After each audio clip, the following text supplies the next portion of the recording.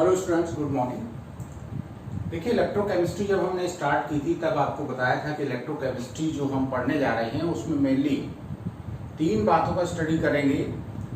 एक तो electrolytic sales जिसको हम पढ़ चुके हैं, दूसरा इलेक्ट्रोलिसिस जिसके बारे में भी हमने पढ़ लिया है, तीसरा हमारा मेन एस्पेक्ट था पढ़ने का इलेक्ट्रोकेमिस्ट्री गैल्वेनिक सेल और वोल्टिक सेल। तो हमारा जो लास्ट टॉपिक है इस इलेक्ट्रोकेमिस्ट्री का that is galvanic cell and और वोल्टिक सेल।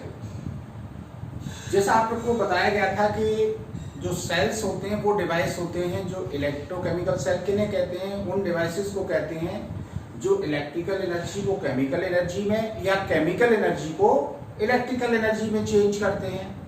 जो इलेक्ट्रिकल एनर्जी को केमिकल एनर्जी में चेंज करते थे उन डिवाइसेस को नाम क्या दिया गया था, इलेक्ट्रोलाइटिक सेल। उनमें क्या करते थे, हम आउटर सोर्स से इलेक्ट्रिक करंट पास करते थे जिससे उसमें केमिकल रिएक्शन होती थी, मतलब इलेक्ट्रिकल एनर्जी केमिकल एनर्जी में कन्वर्ट होती थी।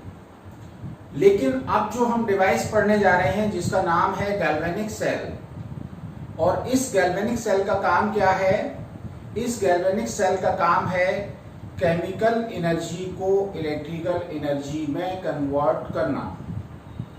कैसे इस गैल्वेनिक सेल का साइंटिस्ट के दिमाग में विचार आया कि केमिकल एनर्जी को इलेक्ट्रिकल एनर्जी में कन्वर्ट कर सकता है, तो आपको बता दें कि इसका विचार ऐसे आया कि जब जिंक रॉड, मान लीजिए जिंक रॉड ले ली, ये आपकी है जिंक रॉड, और ये कॉपर सल्फेट सॉल्यूशन में डिप कर दी, तो क्या हुआ, ये सॉल्यूशन हीट हो गया, इसमें हीट एनर्जी प्रोड्यूस हुई। जब जिंक की डायरेक्टली कॉपर सल्फेट से रिएक्शन हुई तो क्या हुआ, हीट एनर्जी प्रोड्यूस हुई। तो जब रिडॉक्स रिएक्शन एक ही आपके बीकर में डायरेक्टली कराई जाती है तो क्या होता है, केमिकल एनर्जी हीट एनर्जी में कन्वर्ट होती है। कॉपर रॉड को इसी तरह से अगर हमने क्या किया, ये आपका कॉपर रॉड है, इसको हमने जब AgNO3 सॉल्यूशन में डाल दिया तो भी हीट एनर्जी प्रोड्यूस हुई, means chemical energy is converting into the heat energy. तो साइंटिस्ट ने क्या सोचा कि हमारी जो केमिकल एनर्जी है इसको अगर सही तरीके से अरेंज कर दिया जाए तो इस केमिकल एनर्जी को हम इलेक्ट्रिकल एनर्जी में भी कन्वर्ट कर सकते हैं। तो इसी आइडिया को लेते हुए हमारे गैल्वेनिक सेल बनाए गए। और गैल्वेनिक सेल है क्या, a device which is used to convert chemical energy into electrical energy is called galvanic cell. वो डिवाइस जिसका यूज हम केमिकल एनर्जी को इलेक्ट्रिकल एनर्जी में कन्वर्ट करने के लिए करते हैं वो कहलाता है आपका गैल्वेनिक सेल। ये जो नाम गैल्वेनिक सेल या वोल्टिक सेल पड़ा है, दो साइंटिस्ट थे, इन्होंने इलेक्ट्रिकल एनर्जी को प्रोड्यूस करने के लिए, केमिकल एनर्जी को इलेक्ट्रिकल एनर्जी में बदलने के लिए ये 1780 में सबसे पहले प्रयास किया था, एक्सपेरिमेंट किया था। और ऐसे ही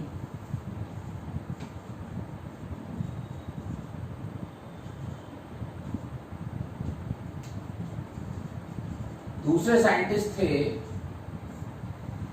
एक ल्यूकी गैल्वेनी थे और दूसरे थे आपके एलेसेंड्रो वोल्टा। इन दोनों साइंटिस्ट ने क्या किया, अपने अपने अलग अलग एक्सपेरिमेंट करके दोनों ने ही क्या प्रयास किया, केमिकल एनर्जी को इलेक्ट्रिकल एनर्जी में कन्वर्ट करना चाहा और कन्वर्ट सक्सेसफुली कर लिया। तो फिर इन्हीं दोनों के नाम से इनको हम इसका नाम क्या रख दिया गया, गैल्वेनिक सेल और वोल्टिक सेल। ल्यूकी गैल्वेनी के नाम से गैल्वेनिक सेल बोला जाता है, इन्होंने पहले इन्वेंशन किया था 1780 में। उसके बाद एलेसेंड्रो वोल्टा ने भी इसका जो है वो इन्वेंशन कर लिया, तो उनका नाम भी इसके साथ जोड़ दिया गया, इसलिए इसको वोल्टिक सेल कहते हैं। अब बात आती है कि गैल्वेनिक सेल होता क्या है, व्हाट इज गैल्वेनिक सेल। तो आपको बता दें कि जो गैल्वेनिक सेल है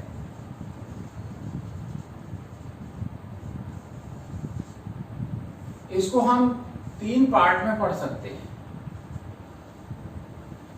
सबसे पहली बात तो है ऑक्सीडेशन सेल।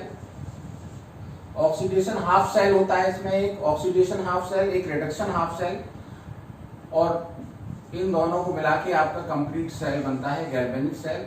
तो एक तो हम इसमें ऑक्सीडेशन हाफ सेल के बारे में पढ़ेंगे, दूसरा हम पढ़ेंगे रिडक्शन हाफ सेल, और तीसरा पढ़ेंगे हम साल्ट ब्रिज। तो हमारे मेन 3 एस्पेक्ट्स हैं। पहला ऑक्सीडेशन हाफ सेल के बारे में जानना, दूसरा रिडक्शन हाफ सेल के बारे में पता करना, और तीसरा ये है कि व्हाट इज सॉल्ट ब्रिज। तो ये 3 हमारे मेन एस्पेक्ट्स हैं इस गैल्वेनिक सेल को पढ़ने के। तो हम एक एक करके डिस्कशन करते हैं कि what is oxidation half cell, what is reduction half cell and what is salt bridge. ये तीनों समझ जाएंगे तो गैल्वेनिक सेल के बारे में आपकी पिक्चर बिल्कुल क्लियर हो जाएगी। तो आगे हम देखते हैं कि ऑक्सीडेशन हाफ सेल क्या है। तो सबसे पहले हम डिस्कशन करने जा रहे हैं ऑक्सीडेशन हाफ सेल। तो गैल्वेनिक सेल में एक इलेक्ट्रोड जो होता है जिस पर ऑक्सीडेशन होता है वो कहलाता है oxidation half cell. Oxidation half cell क्या होता है कि एक आपका ये कोई बीकर है, कंटेनर है, इसमें आपकी कोई एक ये मेटल रॉड पड़ी हुई है। इस मेटल रॉड को उसके किसी मेटल आयन के सॉल्यूशन में डिप करके रख दिया गया है। इसमें क्या भरा हुआ है, M+N आयन सॉल्यूशन। अगर ये मेटल आयन, मेटल रॉड की टेंडेंसी इसमें डिसॉल्व होने की है तो क्या होगा, मेटल आयन के फॉर्म में ऑक्सीडेशन होगा और इसलिए ये ऑक्सीडेशन हाफ सेल कहलाएगा। कोई मेटल है, ये किस में बदलती है, M+N ion plus N electron. अगर ये रिएक्शन हो रही है इलेक्ट्रोड पर तो ये क्या हो गया, ऑक्सीडेशन इलेक्ट्रोड कहलाएगा। और ऑक्सीडेशन इलेक्ट्रोड होने की वजह से इसको हम ऑक्सीडेशन हाफ सेल कहेंगे। तो क्या होता है कि मान लीजिए हमने कोई रॉड है जो ज्यादा रिएक्टिव, जैसे आप हम सेल बनाते हैं तो सेल बनाने में 2 इलेक्ट्रोड यूज करते हैं। तो 2 इलेक्ट्रोड जो यूज करते हैं उसमें एक मेटल ज्यादा रिएक्टिव होती है, एक कम रिएक्टिव होती है। और ये रिएक्टिविटी सीरीज के बेस पे हम पता करते हैं कि कौन सी ज्यादा रिएक्टिव है, कौन सी कम रिएक्टिव है। जो ज्यादा रिएक्टिव होती है उसका ऑक्सीडेशन होता है, जो कम रिएक्टिव होती है उसका रिडक्शन होता है। तो आपको पता है कि इलेक्ट्रोकेमिकल सीरीज में जो मेटल्स ऊपर रखी गई हैं जिनके स्टैंडर्ड रिडक्शन पोटेंशियल की वैल्यू नेगेटिव है या जिनके स्टैंडर्ड रिडक्शन पोटेंशियल कम होते हैं उनकी इलेक्ट्रॉन लूजिंग नेचर ज्यादा होती है। तो 2 रॉड्स जो भी रखी गई हैं उसमें जिनके एसआरपी मतलब स्टैंडर्ड रिडक्शन पोटेंशियल कम होंगे उनकी ऑक्सीडाइज होने की नेचर ज्यादा होगी, और जिनके स्टैंडर्ड रिडक्शन पोटेंशियल ज्यादा होंगे उसकी रिड्यूस होने की नेचर होगी। तो इसमें क्या होगा कि जब किसी मेटल रॉड को उसी मेटल आयन के सॉल्यूशन में डिप किया जाएगा तो जो ज्यादा रिएक्टिव मेटल है वो इसमें डिसॉल्व होगी, मेटल आयन के रूप में सॉल्यूशन में जाएंगे। इससे क्या होगा, सॉल्यूशन कैसा हो जाएगा, पॉजिटिवली चार्ज हो जाएगा। मेटल रॉड कैसी हो जाएगी, इसके कंपैरिजन में कैसी हो जाएगी, निगेटिव हो जाएगी। और इस वजह से क्या होगा, इनमें एक पोटेंशियल डिफरेंस होने की वजह से मेटल रॉड और इस सॉल्यूशन के बीच में एक पोटेंशियल डेवलप हो जाएगा। जो पोटेंशियल डेवलप हो जाएगा इसी को हम क्या कहेंगे, ऑक्सीडेशन पोटेंशियल। तो द पोटेंशियल डेवलप्ड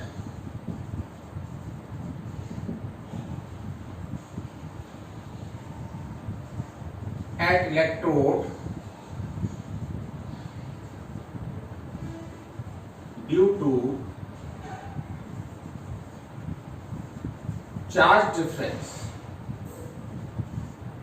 इस मेटल रॉड और जो सॉल्यूशन है उसके बीच का जो चार्ज डिफरेंस है उसकी वजह से ये पोटेंशियल डेवलप हो रहा है, और इसी पोटेंशियल को क्या कहेंगे, oxidation potential is called oxidation potential. इसको हम शॉर्ट में क्या लिख देते हैं, ओ। ठीक है ना। रिप्रेजेंट कैसे करते हैं, रिप्रेजेंट हम इस तरह से कर सकते हैं, ई एम प्लस एन आई। देखिए मेटल प्लस आयन एक बीच में खड़ी रॉड दिखाई जाती है, खड़े मतलब लाइन दिखाते हैं। ये जो वर्टिकल लाइन होती है ये रिप्रेजेंट करती है कि ये दोनों जो है अलग अलग फिजिकल स्टेट इनकी हैं। ये सॉलिड स्टेट है, ये लिक्विड स्टेट है। तो ये एम का एम प्लस आयन में कन्वर्जन हो रहा है, इसलिए ये क्या कहलाएगा, ऑक्सीडेशन पोटेंशियल। तो ऑक्सीडेशन क्यों हो रहा है, क्योंकि एम का एम प्लस आयन में चेंज हो रहा है। अगर यहाँ एम प्लस आयन और फिर एम लिखें तो इसका मतलब ये रिडक्शन पोटेंशियल हो गया। तो हम इस ऑक्सीडेशन पोटेंशियल को इस तरह से रिप्रेजेंट कर सकते हैं।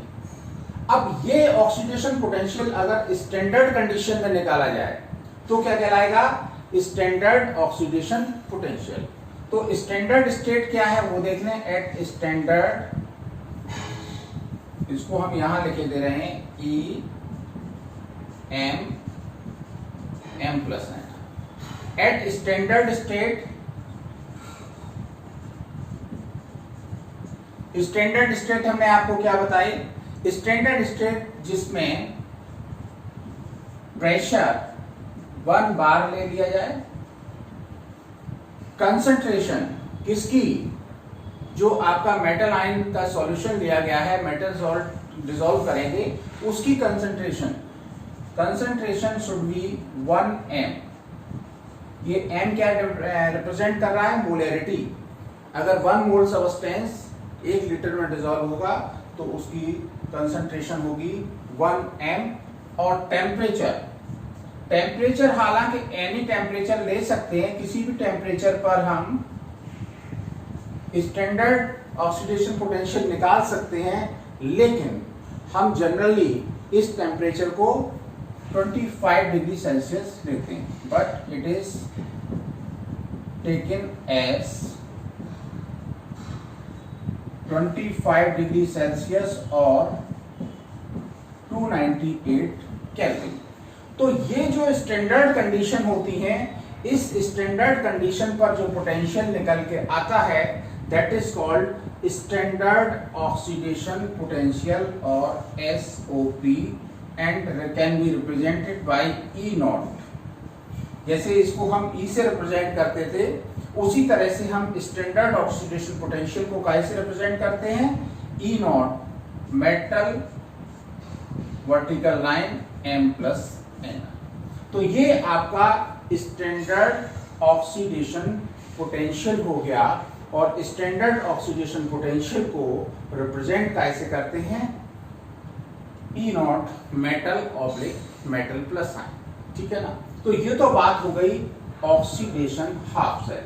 इस सेल पे जो रिएक्शन हो रही है ये ऑक्सीडेशन हाफ रिएक्शन कहलाती है, क्योंकि पूरी रिडॉक्स रिएक्शन जो है वो ऑक्सीडेशन रिएक्शन और रिडक्शन रिएक्शन को कंप्लीटली जोड़ने से मिलती है। तो इसको जल्दी से नोट करिए, फिर आगे चलते हैं।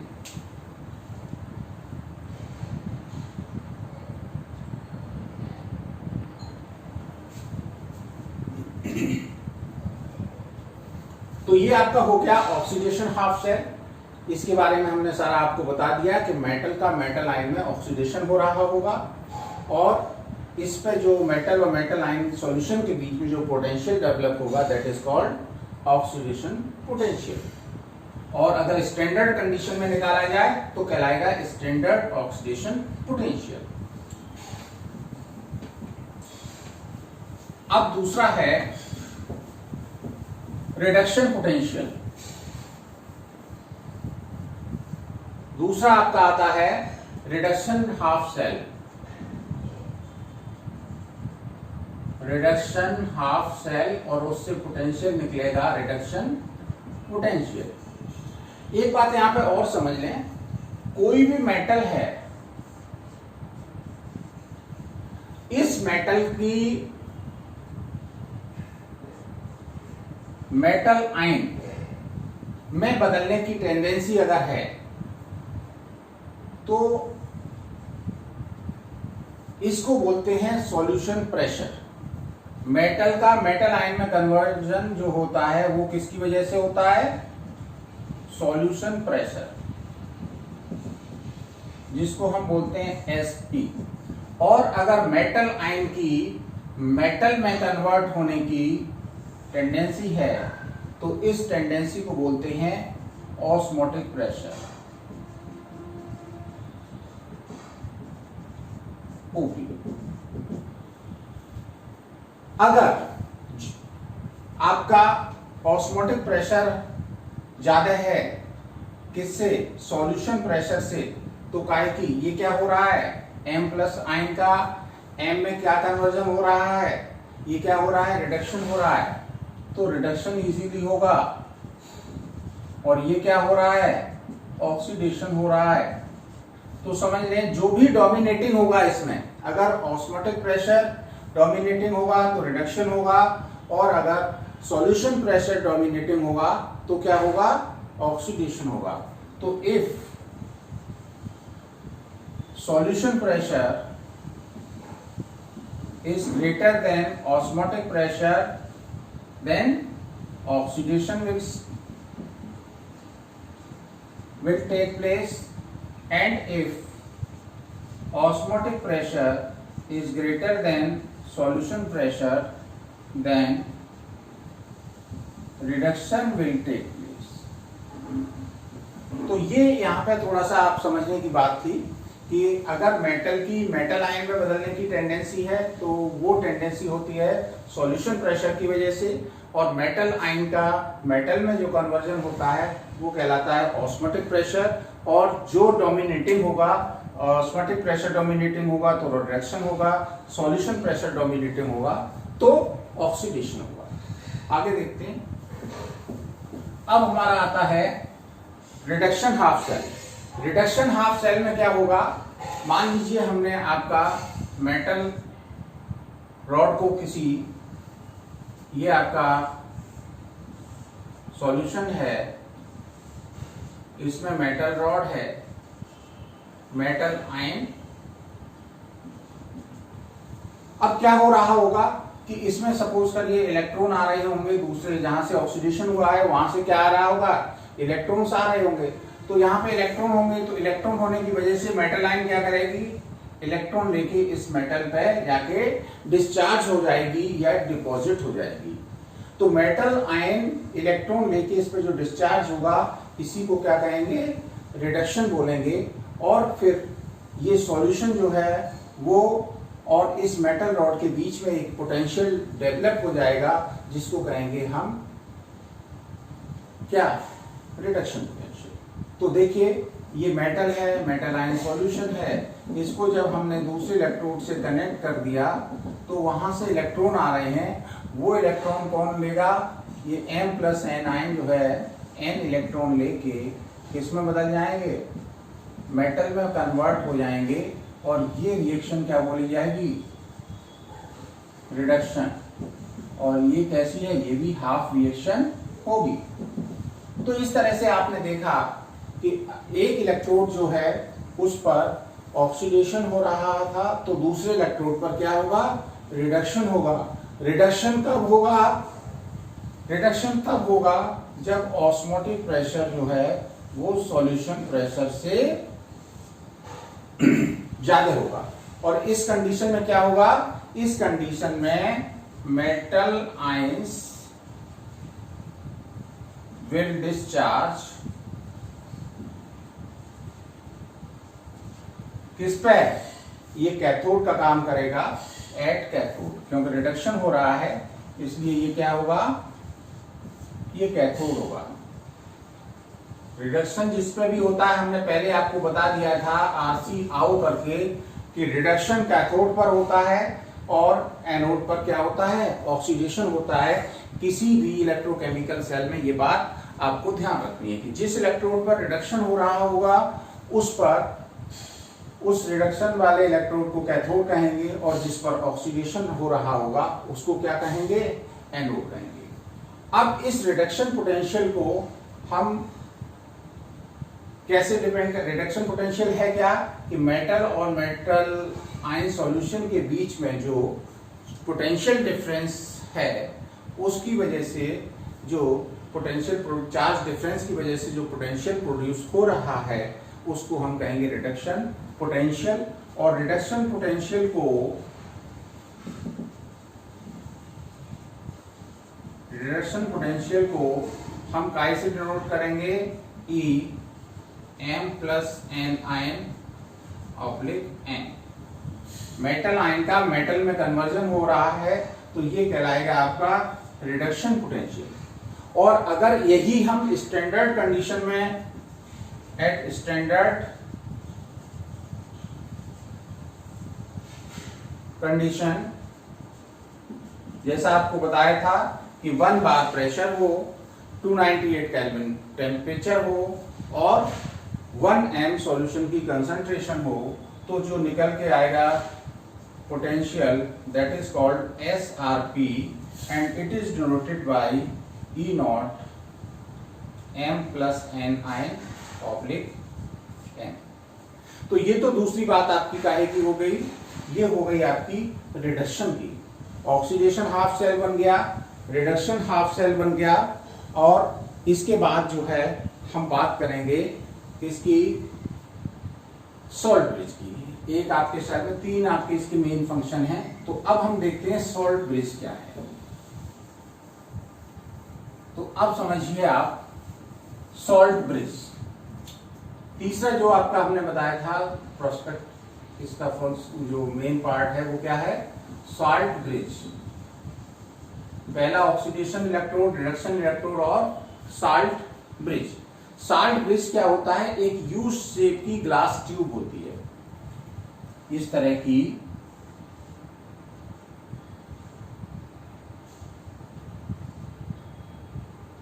ये यू शेप की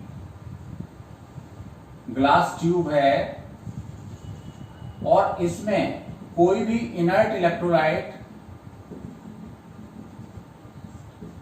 KCl, KNO3, K2SO4 इस तरह के स्ट्रॉन्ग इलेक्ट्रोलाइट का जो सॉल्यूशन भरा रहता है। और यहां पर ये क्या लगा दिए जाते हैं, कॉटन प्लग लगा दिए जाते हैं, कॉटन लगा दिया जाता है, जिससे आप ये आपस में ये जो इलेक्ट्रोड पर जो सॉल्यूशन रखे हुए हैं उनमें फ्लुएंटली मिक्स ना हो जाए।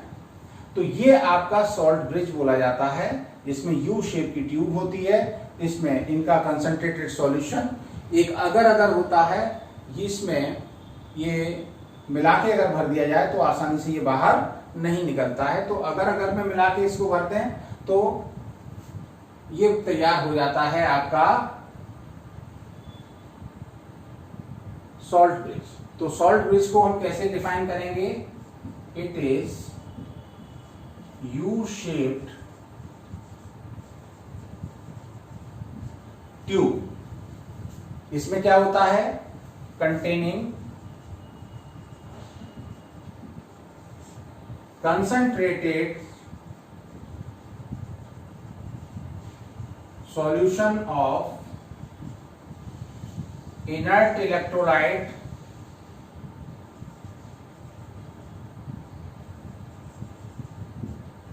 like KCl, KNO3, K2SO4 etcetera, ठीक है ना। या फिर क्या करते हैं, और solidified solution of such electrolyte in agar agar. तो अगर अगर के साथ अगर मिला के रखें, या जिलेटिन इस तरह का सब्सटेंस हो सकता है, बहुत टाइप के सब्सटेंस होते हैं ग्लू टाइप के, तो इनके साथ हम मिला के अगर इनमें भरें तो ये सॉलिडिफाई हो जाते हैं लगभग, और उस समय ये है आसानी से इसमें से बाहर नहीं आते हैं। तो ये है सॉल्ट ब्रिज। सॉल्ट ब्रिज का काम क्या है कि जो दो सॉल्यूशन हैं, एक आपका सॉल्यूशन ये है, दूसरा सॉल्यूशन ये है, इसमें मेटल इलेक्ट्रोड हैं, एक कैथोड हो गया, एक क्या हो गया, एनोड हो गया। अब ये तो आपने वायर से कनेक्ट कर दिए, तो एक्सटर्नल सर्किट तो आपका इस वायर से कंप्लीट हो गया, लेकिन करंट का अभी भी फ्लो नहीं होगा। जब तक सर्किट पूरा कंप्लीट नहीं होगा तब तक करंट फ्लो नहीं होगा। तो इसको इंटरनल सर्किट को पूरा करने के लिए, देखिए वायर से इलेक्ट्रॉन का फ्लो तो हो सकता है, लेकिन ये इंटरनल सर्किट में क्या फ्लो होंगे, आयंस फ्लो होंगे, और आयंस जो है वायर के द्वारा फ्लो नहीं होंगे, सॉलिड स्टेट में फ्लो नहीं होंगे, वो एक्वस स्टेट में ही फ्लो होंगे। इसीलिए ये एक्वस सॉल्यूशन इसका इसमें भरा गया है।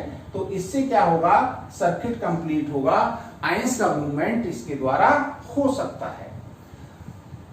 तो अब बात आती है कि what is the function of this salt bridge. तो इस सॉल्ट ब्रिज का मेन फंक्शन क्या है, तो इसके फंक्शन समझ लीजिए। पहला फंक्शन क्या है, ये दो हाफ सेल को कनेक्ट करता है। It connects two half cells and complete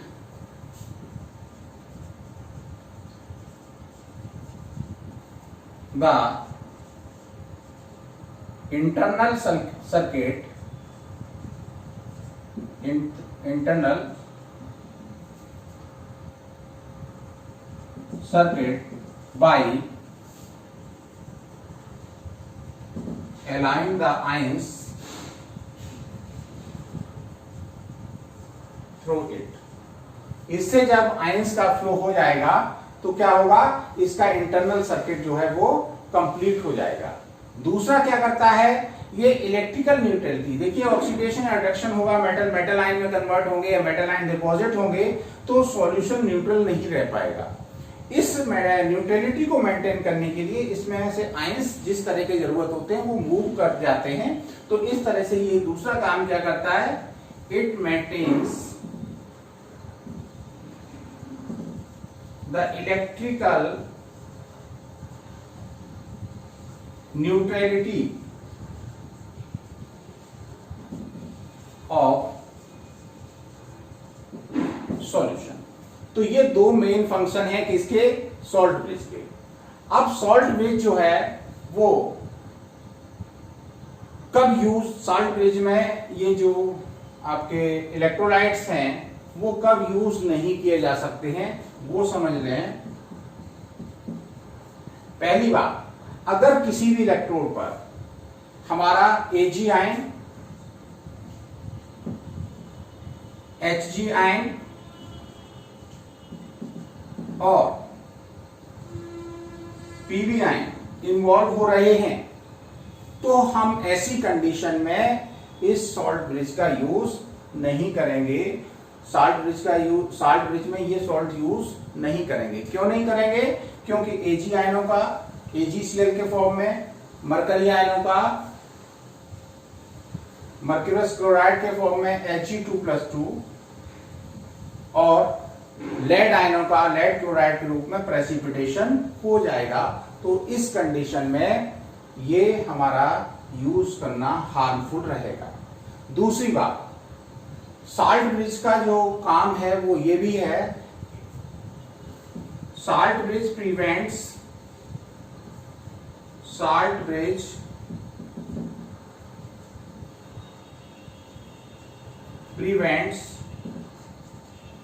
liquid